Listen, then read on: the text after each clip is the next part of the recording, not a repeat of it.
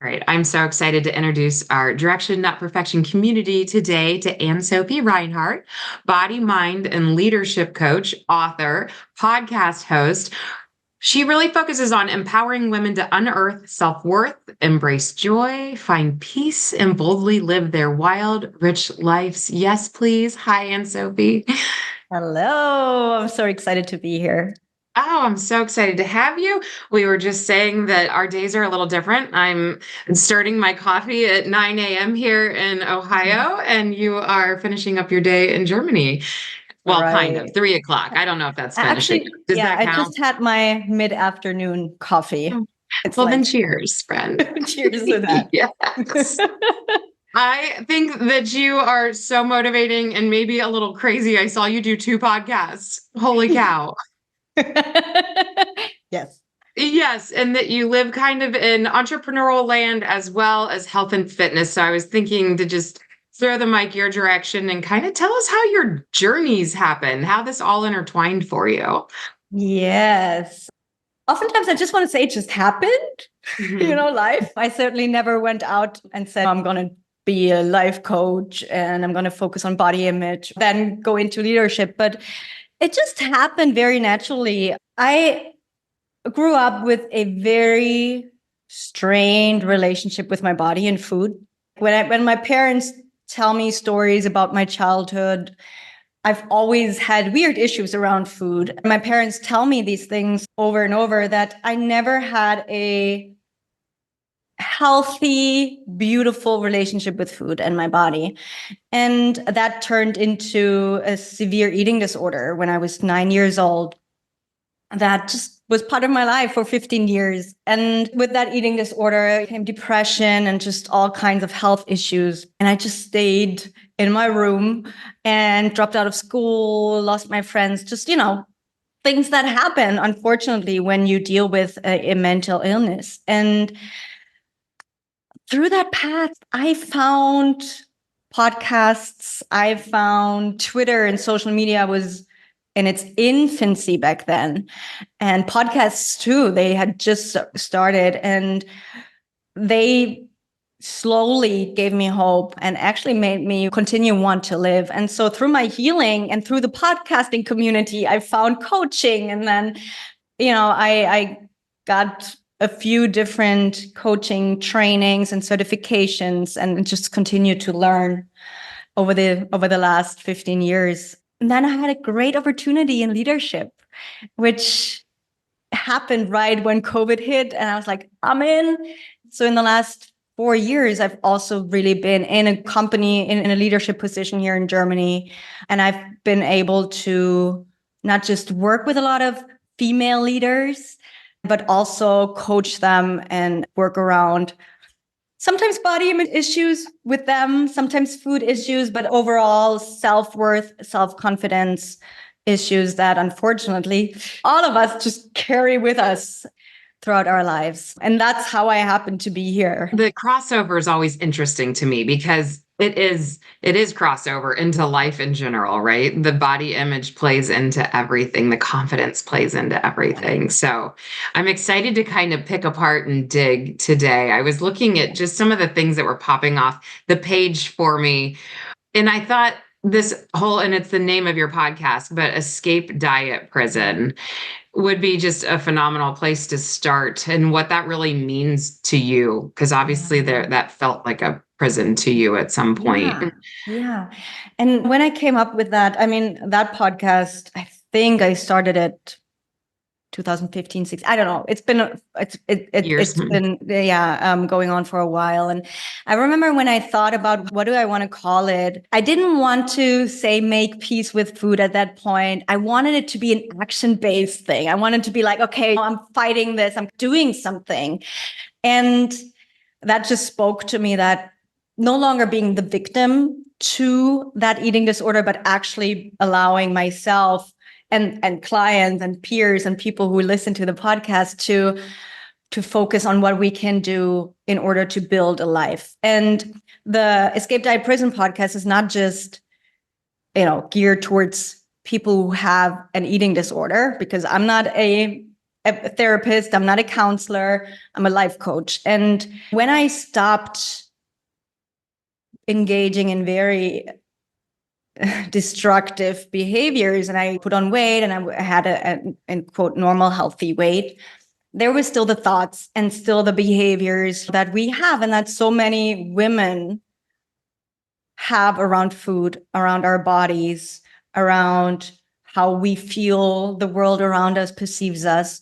And so really the work and the podcast is all about how do we make peace with ourselves and at the same time fight this stigma that we need to look a certain way or be a certain way and create a healthy and a loving relationship with our bodies and with food and have fun with our bodies, in our bodies and with food, because there's so much joy that you can find in food without it taking over your entire life, I feel.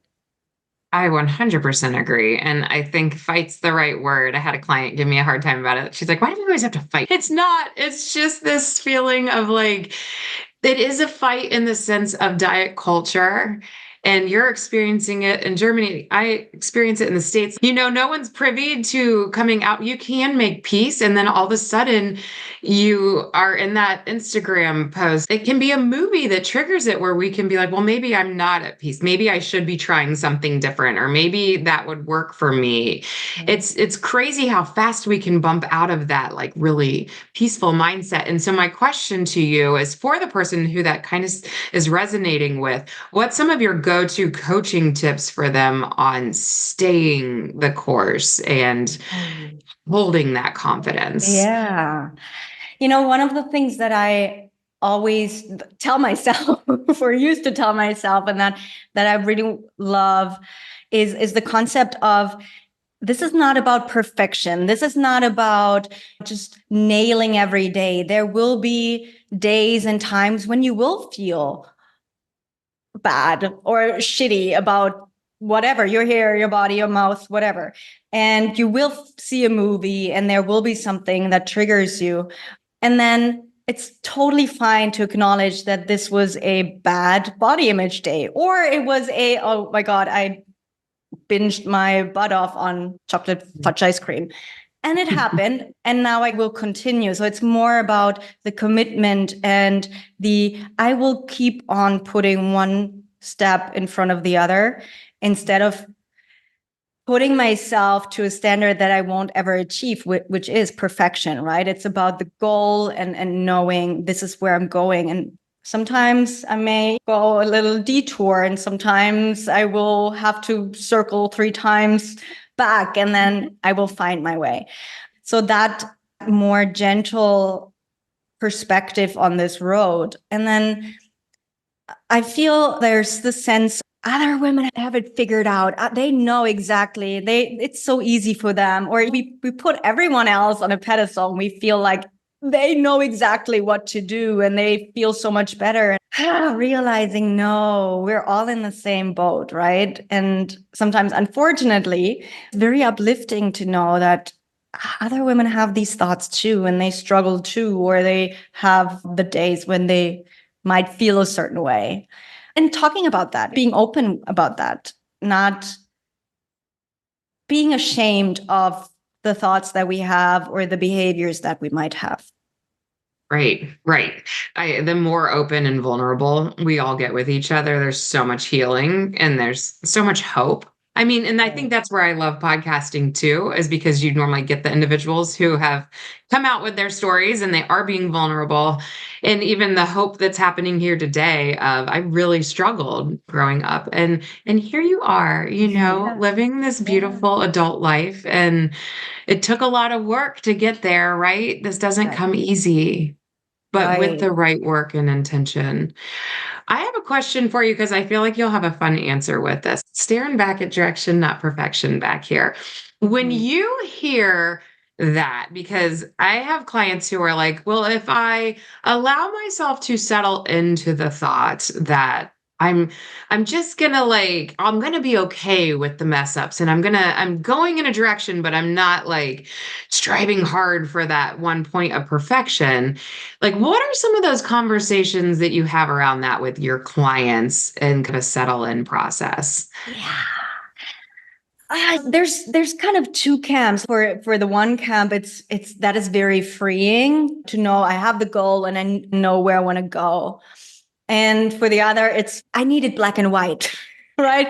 This is Yeah, not I don't know. I don't too know how to fluffy. handle. Yeah, Yes. it's the gray stuff that I'm just not. What am I doing with that? Yeah. And I'm more like I like the gray messiness of it all.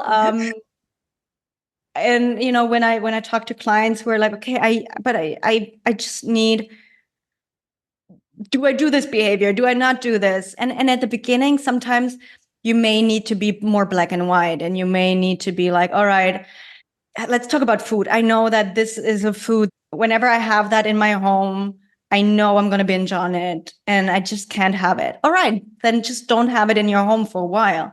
This picture that I took of myself 5 years ago really triggers the dieting monster within me. Then just put it away, right? Don't look at the picture, and have the black and white and have the rules, but also know that if you really want to have, I don't know, for me at the beginning it was peanut butter. If you really want to have peanut butter, then buy that peanut butter and be okay if you just, have the whole jar in one sitting, because you know that you are working on this and you will move through this, and it will not always be that way. It will not always feel so overwhelming, but have the rules and allow yourself to have the certain standards. If you like the gray areas more, I feel like still ask yourself, where do I want to detour? And where is it really like, well, today I feel like whatever, I'm just going to not follow this path. Is it a want, or is it actually not, just today was just an off day? And sometimes we have to be hard with ourselves, and we have to be brutally honest with ourselves too, where it's like, am I just lying to myself right now, or is this actually the truth? And then just follow the path, just continue, just move towards that goal. And I feel like sometimes I had a counselor tell me, when I got help for the very first time, she was like, your journey to healing will be exactly half as long as the entirety of your eating disorder. First of all, it was very long. And then I was like, how do you even know? For me, you don't know how long this path will be. It might be 10 years. It might be 2. It might be, I don't know what's going to happen. Just don't put a timeline to that.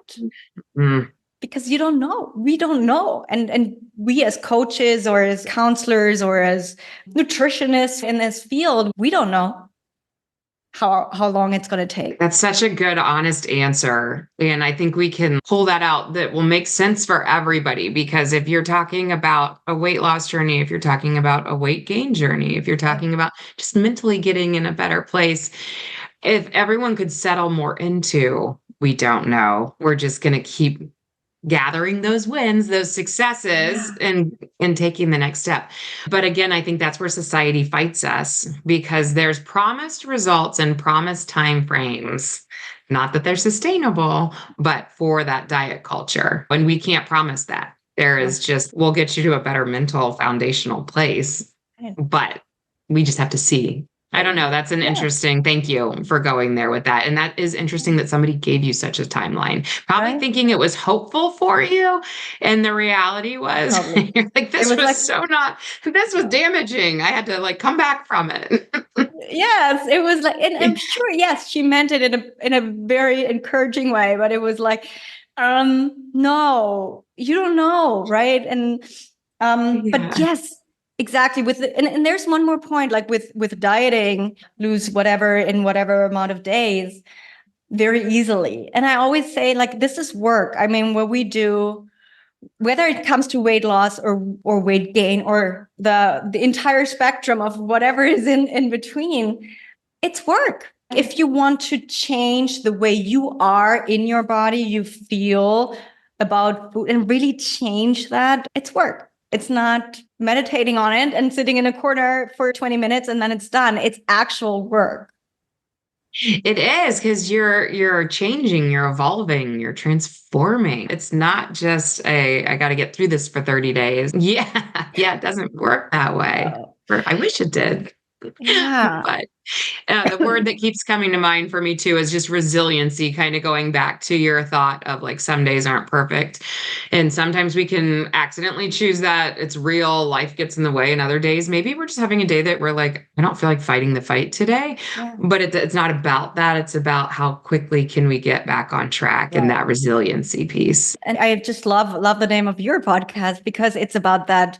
Which direction do you actually want to go, and where are you headed? I think that may be what's your North Star? What's your goal? What's your vision? What do you want for yourself? And answering that question for yourself.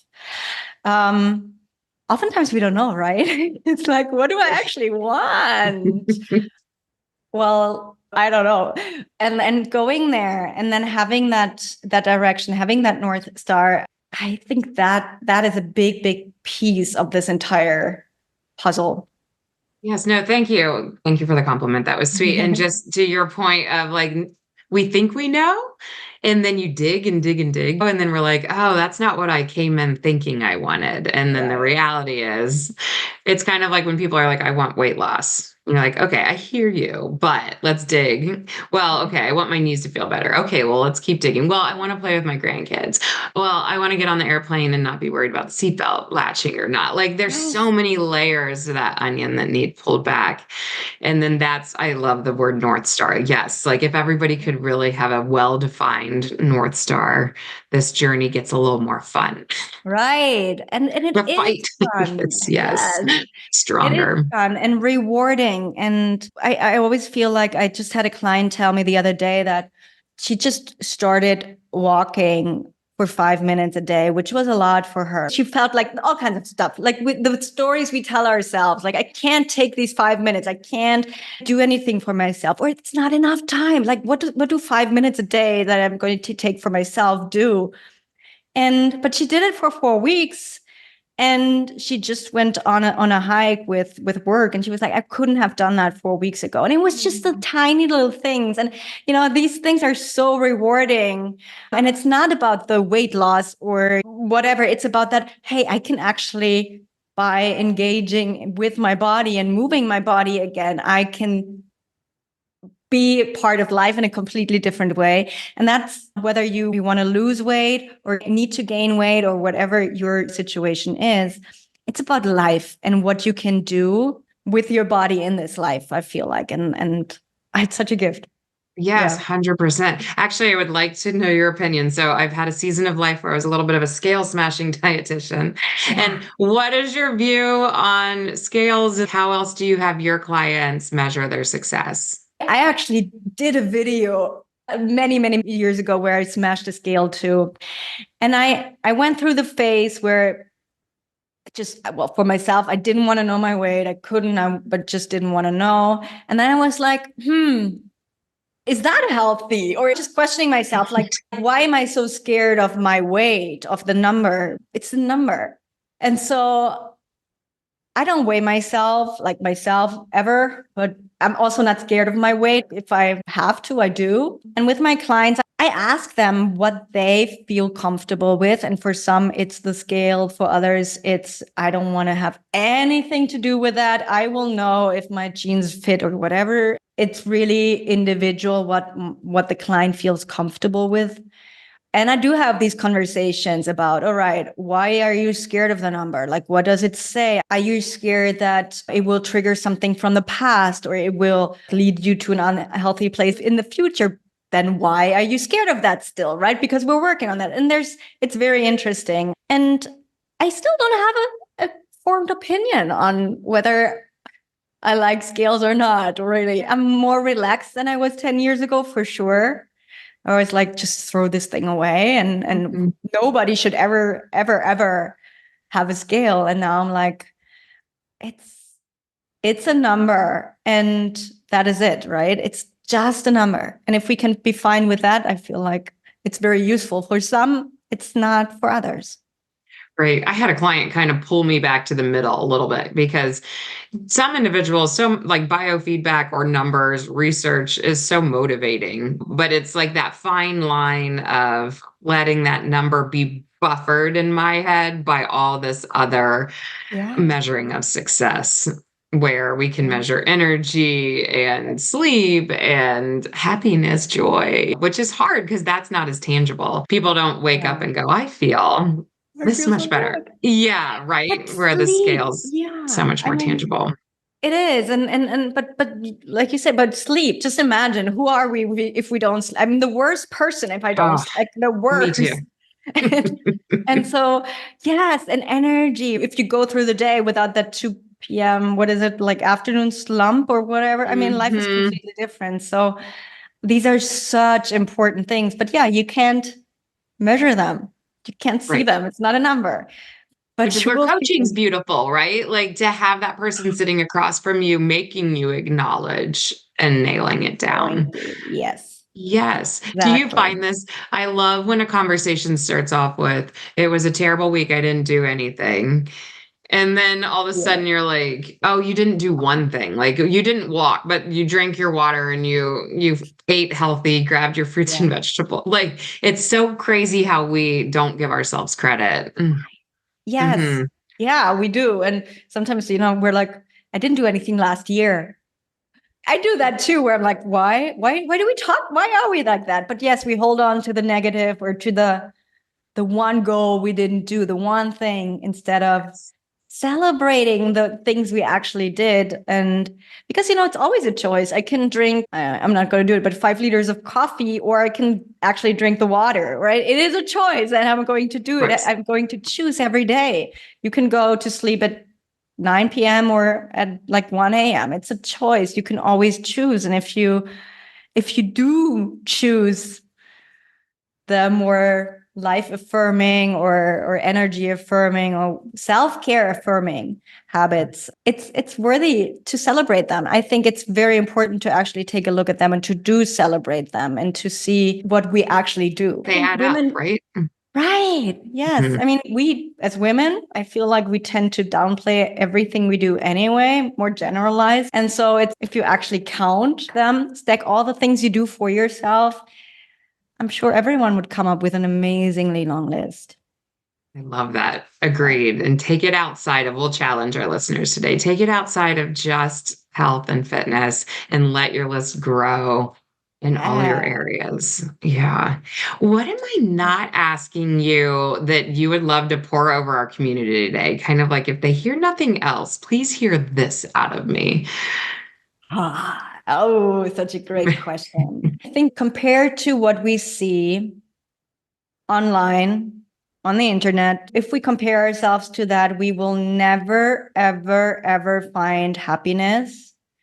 And it does not matter if we achieve a certain body size, if we achieve a certain physique, by comparing ourselves to what's out there instead of tuning inward, we will never find that happiness. And it's really, I don't want to say hard, it's a challenge to pull yourself out of the social media stream of pictures and movies and TV and whatever. But the more you can take that bird's eye view and look at, okay, this is actual life. Let me just say with myself, instead of looking at pictures of other people and comparing myself and always finding more ways of how we do not measure up, of how we're not enough. And that goes beyond the body, right? It's like you look at social media, you're like, okay, I'm not as good a mom as she is. I don't do all the crafts that she does. My home is not decorated as great as hers is. Whatever. You can find so many things and be aware of that. Be conscious of that, and then pull yourself back inward. And like we just said, look at what you do, who you are, what it is that you also what you want, right? What's the life you want to live, and then go and have fun. And I love talking about fun, because for most of my life, I felt like you can have fun when you retire, right? Life is so serious, but have fun with food, have fun with your body, have fun in this life, right now, not when you lose 10 more pounds or when you look different in a photo, but right now, and find ways to enjoy what you have and who you are. And do make that a point, because the moments are so fleeting, and you can have so many beautiful moments in a day. Pull yourself back, learn to live within yourself, and then have fun with that. I love that. It's so true. And again, it's one of those things like, well, I'm sitting here listening to you. It feels so obvious. Like, yes, have fun with it all. And this is where I think it's so important to keep individuals like you plugged in your ears, so that when you hit a moment where you get defeated with society, diet culture, then you just put this stuff back in your ears. So you're like, this is what's important to me. So thank you for highlighting that. I really appreciate that. For anyone who's going, okay, I love Anne-Sophie. We know you have two podcasts, so Boldly Magnificent and Escape the Diet Prison, which is amazing that you have two up and running. And what else do you offer? Where can people come find you and really utilize your resources? Yeah, thank you. You can go over to my website. That's annesophie.us. And I actually have a specific page where you can just go. That's annesophie.us/perfection. And you will find a link to a quiz there that you can take about how you view yourself and steps that you might want to take. A few suggestions there. You will find the links to the podcasts and offer for a one-on-one session with me if you're interested and just feel like, okay, I want to see if there's something that I can work through with you, and it's completely free. You will find everything there on the page. You have been such a delight. Thank you so much for joining us. All right, any last minute things that you would like to tell our listeners before we sign off? Thank you for listening, and remember, nobody is as critical of you as you probably are. So maybe just give yourself some kindness today. I love that. Thank you. Come back and join us.